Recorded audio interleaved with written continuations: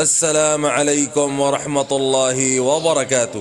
بسم اللہ الرحمن الرحیم، نحمده ونصلی علی رسولہ الکریم، اما بعد۔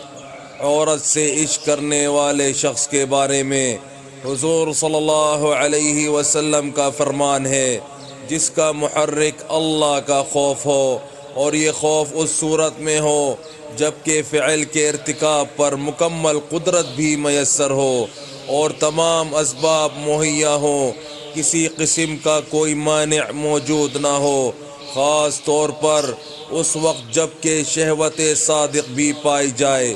یہ درجہ صدیقین کا ہے۔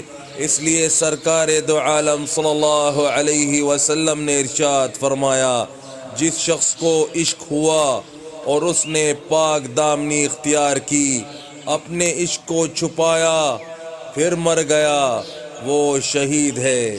سبحان اللہ۔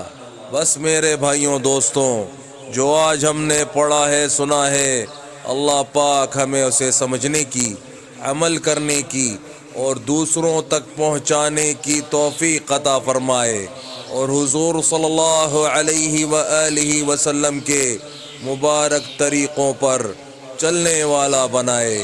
السلام علیکم ورحمۃ اللہ وبرکاتہ۔